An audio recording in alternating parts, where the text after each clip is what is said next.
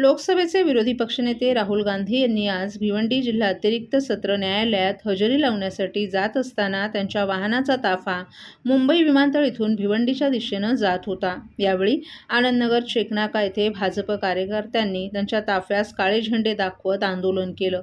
या घटनेमुळे काही काळ परिसरात तणावाचं वातावरण निर्माण झालं होतं। पोलिसांनी तात्काळ परिस्थिती नियंत्रणात आणत ताफा पुढे मार्गस्थ केला। भिवंडी न्यायालयात त्यांच्या विरोधात फिर्यादी राजेश कुंटे यांनी मानहानीचा दावा दाखल केलाय। 2014च्या लोकसभा निवडणुकीदरम्यान सोनाळे गावातील प्रचार सभेत महात्मा गांधी यांच्या हत्येमागे राष्ट्रीय स्वयंसेवक संघाचा हात असल्याचं विधान राहुल गांधी यांनी केल्याचा आरोप आहे।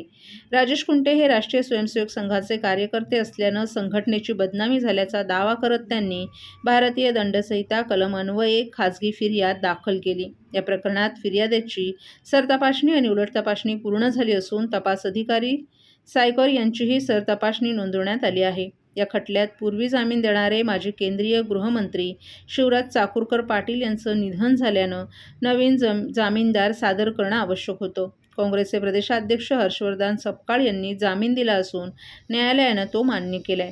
राहुल गांधी यांनी भिवंडी जिल्हा अतिरिक्त सत्र न्यायालयात एका प्रकरणात नवीन जामीनदार सादर करण्यासाठी हजेरी लावली। न्यायालय परिसरात कडेकोट पोलीस बंदोबस्त तैनात करण्यात आला होता। त्यांच्या विरोधात सुरू असलेल्या मानहानी प्रकरणातील न्यायालयीन प्रक्रिया पूर्ण करण्यासाठी ते उपस्थित राहिले होते। त्यांच्या वाहनाचा ताफा मुंबई विमानतळ इथून भिवंडीच्या दिशेनं जात असताना आनंदनगर चेकनाका येथे भाजप कार्यकर्त्यांनी त्यांच्या ताफ्यास काळे झेंडे दाखवत आंदोलन केलं। या घटनेमुळे काही काळ परिसरात तणावाचं वातावरणही निर्माण झालं होतं।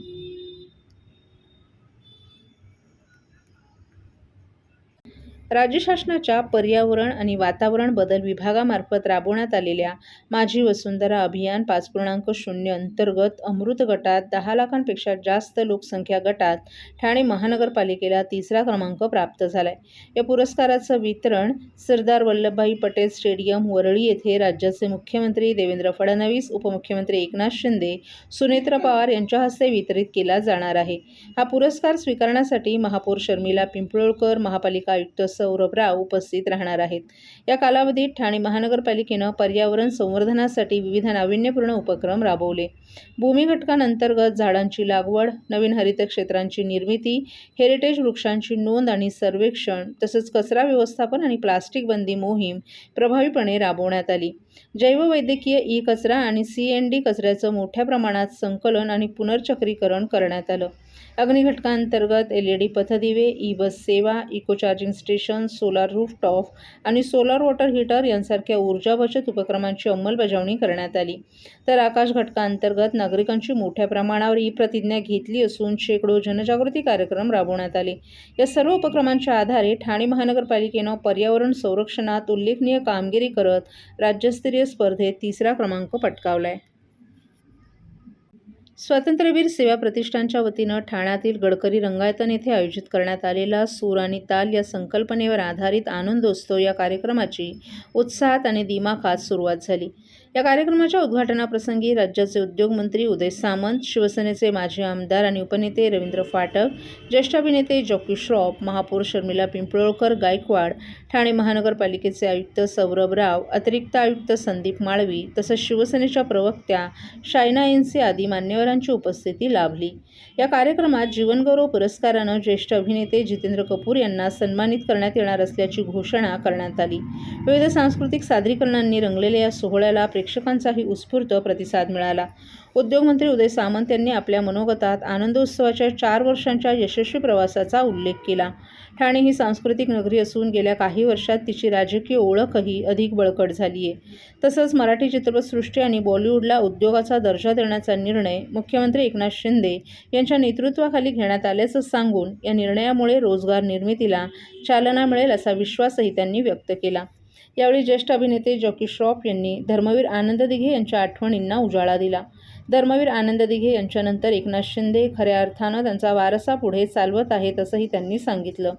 समाजकारण आणि सांस्कृतिक कार्यातील त्यांच्या योगदानाचा उल्लेख करत जॅकी श्रॉफ यांनी उपस्थितांना पर्यावरण संवर्धनाचाही संदेश दिला. प्रत्येकानं किमान एक झाड लावून त्याचं संगोपन करावं असं आवाहन देखील त्यांनी केलं.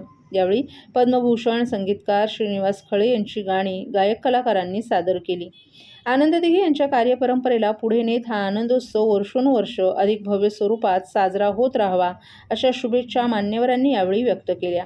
संगीत, कला आणि सांस्कृतिक वातावरणानं नटलेला हा सोहळा ठाण्याच्या सांस्कृतिक परंपरेला अधोरेखित करणारा ठरला.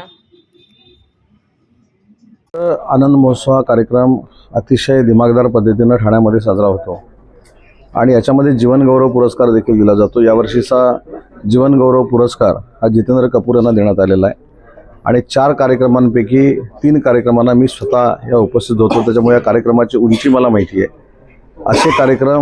अशा कार्यक्रमांचे आदर्श घेऊन ही सांस्कृतिक चळवळ अख्ख्या महाराष्ट्रामध्ये नेण्यासारखे हे कार्यक्रम ह्या ठाण्यामध्ये होतात. यावेळीचे देखील 3 दिवसाचे कार्यक्रम हे अतिशय भरगच्च आहेत आणि म्हणून या सुरुवातीलाच मी या कार्यक्रमाला शुभेच्छा देतो.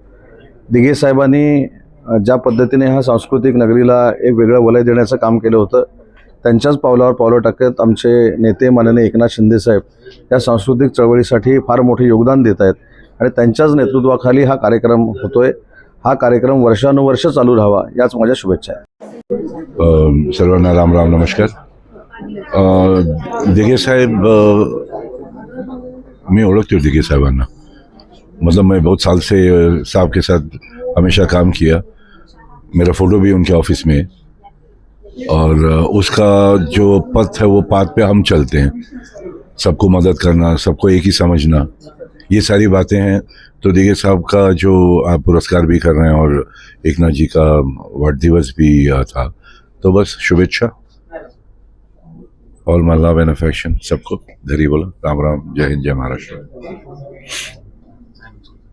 सर्व नागरिकांना आवाहन करण्यात येत आहे की सध्या डासांमार्फत पसरणाऱ्या डेंग्यू या आजाराचा प्रसार रोखण्यासाठी प्रत्येकाने पुढील प्रमाणे कार्यवाही करावी.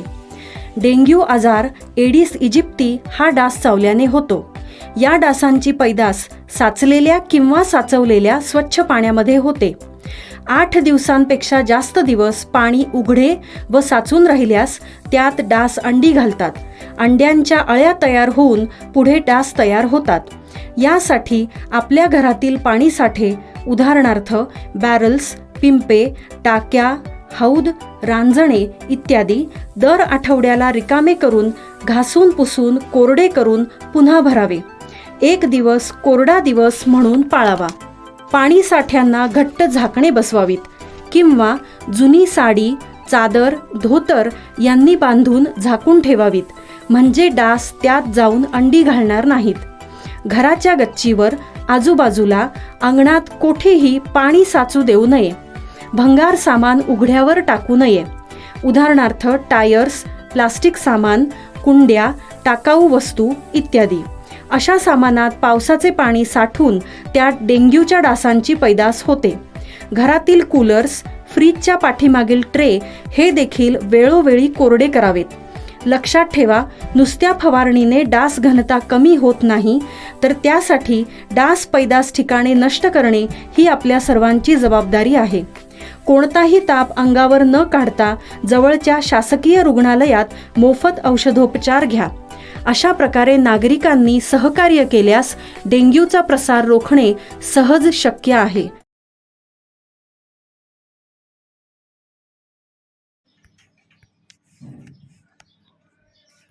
मुंबई विद्यापीठानं कासारवडवली येथील ज्ञानगंगा शिक्षण संस्थेला विलंबित प्रवेशाच्या कारणावरून आकारलेला लाखो रुपयांचा दंड डिग्री कॉलेजनं 27 विद्यार्थ्यांच्या माथी मारण्याचा प्रयत्न केल्यानं विद्यार्थ्यांनी आमदार संजय केळकर यांच्याकडे धाव घेऊन न्याय मिळवून देण्याची मागणी केली.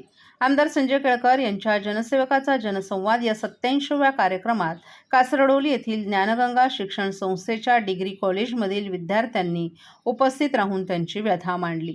पदवी आणि पदव्युत्तर अभ्यासक्रमासाठी मुंबई विद्यापीठाकडे उशिरा प्रवेश अर्ज दिल्याचा ठपका ठेवून दंड आकारण्यात आलाय. विद्यापीठाच्या म्हणण्यानुसार 21 ते 40 विद्यार्थ्यांच्या प्रवेश प्रकरणांमध्ये त्रुटी आढळल्यास महाविद्यालयास 10 लाख रुपये दंड अधिक प्रति विद्यार्थ्यांच्या शिक्षण शुल्काच्या दुप्पट रकमेची दंडात्मक आकारणी करण्यात यावी. तसंच महाविद्यालयाच्या प्रवेश क्षमतेत पुढील शैक्षणिक वर्ष 2026-27 पासून 25% इतकी कपात करून चौकशी समिती गठीत करावी. तसंच प्रत्येक विद्यार्थ्यास 1000 रुपये दंड आकारण्यात यावा. याबाबतचं पत्र विद्यापीठानं ज्ञानगंगा शिक्षण संस्थेस पाठवले. मात्र संस्थेनं हा लाखोंचा दंड विद्यार्थ्यांच्या माथी मारण्याचा प्रयत्न केलाय. त्यामुळे हवालदिल झालेल्या विद्यार्थ्यांनी या प्रकरणी न्याय मिळवण्यासाठी केळकर यांना साकडं घातलं. याबाबत केळकर यांनी विद्यार्थ्यांना न्याय देण्यासाठी विद्यापीठाच्या उपकुलगुरूंना पुढील आठवड्यात भेटून या प्रकरणाचा पाठपुरावा करणार असल्याचं सांगितलं. काही संस्था मिशन म्हणून तर काही कमिशनसाठी काम करत आहेत. विविध शैक्षणिक संस्था पालकांना भूलतापा देऊन मुलांना प्रवेश देतात. मात्र वर्षअखेरीस विद्यार्थ्यांवर विविध त्रुटींमुळे परीक्षेपासून वंचित राहण्याची तसंच आर्थिक भुर्दंड सहन करण्याची वेळ येते. त्यामुळे पालकांनी सावध राहण्याचं आवाहन केळकर यांनी केलं. संस्थांनी दिलेल्या मुदतीत प्रवेश द्यावेत. मात्र काही संस्था विद्यापीठाकडून सवलत मिळेल या आशेनं विद्यार्थ्यांना मुदतीनंतरही प्रवेश देतात. त्याचा फटका विद्यार्थ्यांना बसतो असंही केळकर यांनी सांगितलं.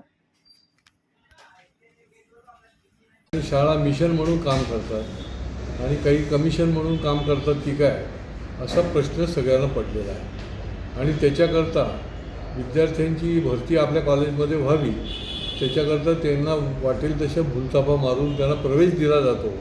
आणि जेव्हा परीक्षेची वेळ येते त्यावेळेला थेट विद्यापीठाकडनं नोटीस येते आणि त्यांना सांगितलं जातं की तुम्ही इलिजिबल नाही आहात परीक्षेला बसायला.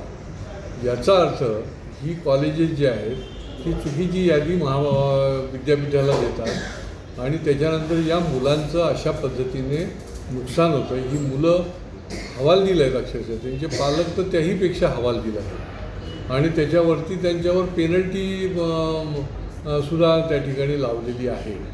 खरं म्हणजे कॉलेजची चूक आहे की ठराविक डेडलाईनच्या नंतर त्यांनी ॲडमिशन देता कामा नये, परंतु पुढे नंतर मुदतवाढ मिळेल म्हणून ते आधीच ॲडमिशन देतात आणि वर्षभर या मुलांना तिथे ते शिक्षण घेतात. तर ही अतिशय संतापजनक बाब आहे. मला या निमित्ताने पालकांना देखील आवाहन करायचे की आपल्याला फार काळजी घ्यायला लागेल. ॲडमिशनच्या बाबतीमध्ये देखील लोक आता फसवाफसवी करायला लागलेले आहेत, असा प्रश्न निर्माण झाला आहे.